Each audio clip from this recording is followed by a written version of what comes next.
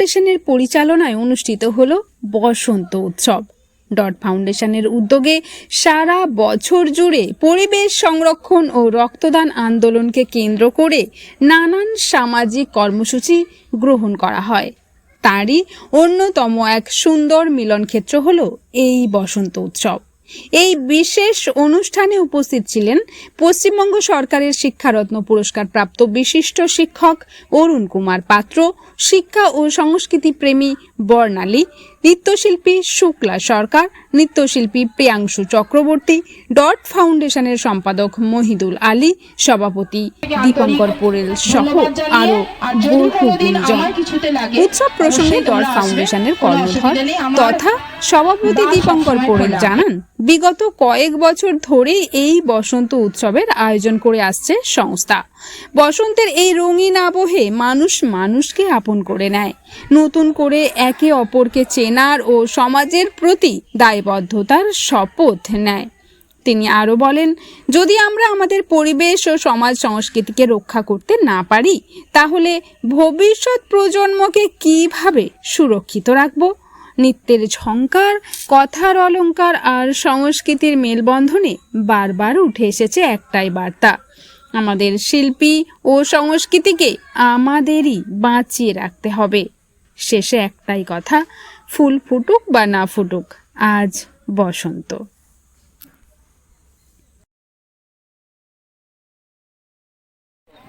বসন্ত উৎসব শেষ পাতাখানি ঝরাবার আগে বলেছিল বৃক্ষকে, নিঃস্ব হয়েছ, ভেবো না কখনো, মুষড়ে পড়ো না শোকে। মাথা উঁচু করে থেকেছে বৃক্ষ যেন এক কঙ্কাল, প্রসারিত করে আকাশের দিকে পাতা ঝরা যত ডাল।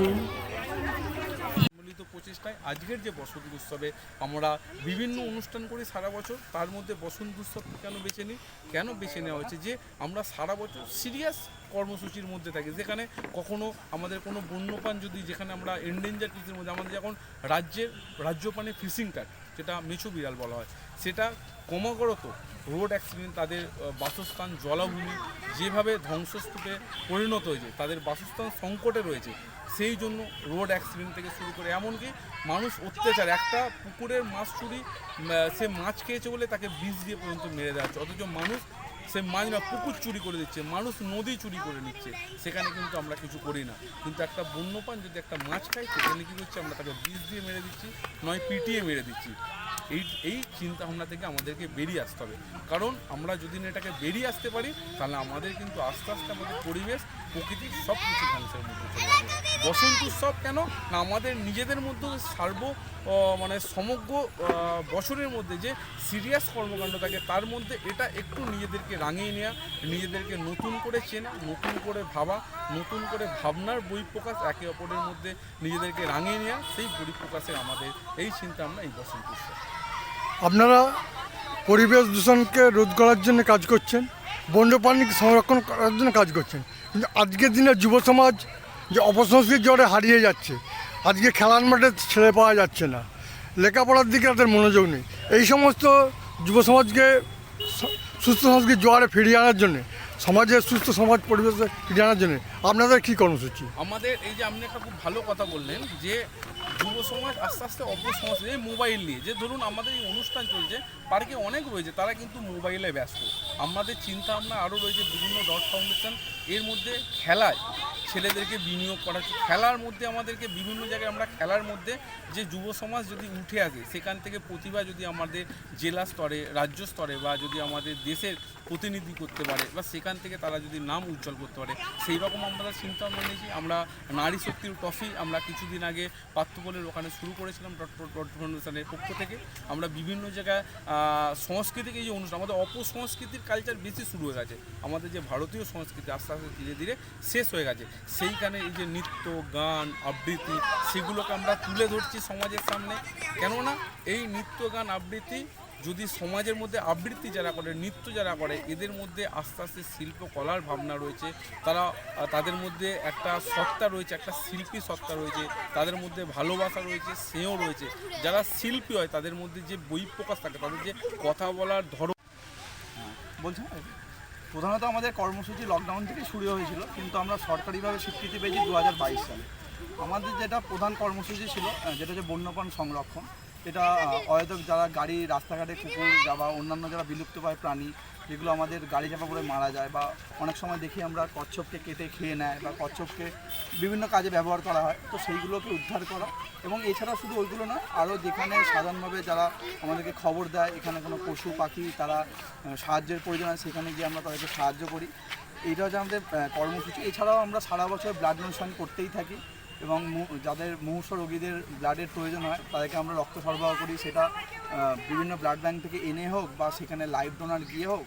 এটা আমাদের প্রধান কাজ। এছাড়াও আমরা বিভিন্ন রকম কালচারাল অ্যাক্টিভিটি করতেই থাকি সারা বছর যা যা হয়, সেটা নজরুল কোনো বসন্ত উৎসব থেকে শুরু করে ঈদের উৎসব, দুর্গোৎসব, এছাড়াও আছে শীতকালে আমরা দিই কম্বল বিতরণ করতে থাকি।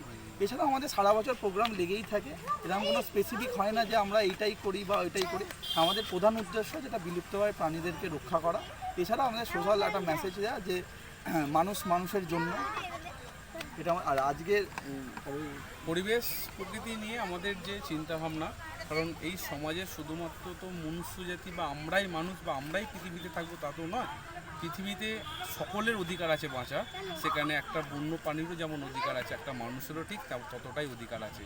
তাই পরিবেশ যদি না থাকে আমাদের কিন্তু মনুষ্য সমাজও থাকবে না। সেই পরিবেশ এবং সমাজের যে একটা মেলবন্ধন, যে সুতোর মতো করে সেটাকে মেলবন্ধন করে রেখে, সেতুবন্ধন করে রেখে সেটাকে এগিয়ে নিয়ে চলা, তার সাথে যে সামাজিক কার্যকলাপ আমাদের মধ্যে থাকে, বিশেষ করে রক্তদান আন্দোলন। রক্তদান আন্দোলনে কেন আমরা বারবার রক্তদান আন্দোলন করি? রক্তদান আমরা প্রত্যেকেই জানি, রক্ত কোনো কারখানায় তৈরি হয় না। আজ পর্যন্ত বিজ্ঞান অনেক উন্নতি হয়েছে, কিন্তু রক্তের বিকল্প কোনো বিজ্ঞান করে তুলতে পারেনি। তাই সেখানে যদি না আমরা সাধারণ মানুষরা এগিয়ে থাকি, আমরা প্রত্যেকেই প্রতিষ্ঠিত কম বেশি, যে যেখানে প্রতিষ্ঠিত যেমনভাবেই প্রতিষ্ঠিত, কিন্তু আমরা যদি না মানুষের পাশে থাকি তাহলে মনুষ্যত্ব বলে আর কিছু থাকবে না। মানুষ যদি না মানুষের পাশে থাকে, কারা থাকবে?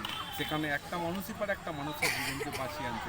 যেখানে অপসংস্কৃতি, যেখানে যুদ্ধের ধ্বংসলীলা চলছে, যেখানে একে অপরকে মেরে ফেলার চক্রান্ত চলছে, যেখানে পরিবারকে ধ্বংসের চক্রান্ত চলছে, দেশ ধ্বংসের চক্রান্ত চলছে, সেখানে যদি আমাদের মতো এই যুব সমাজ যদি না এগিয়ে আসে, সকল মনুষ্যত্ব যদি না এগিয়ে আসে, তাহলে কিন্তু আমরা কখনোই এই পৃথিবীকে আমরা বাঁচাতে পারবো না।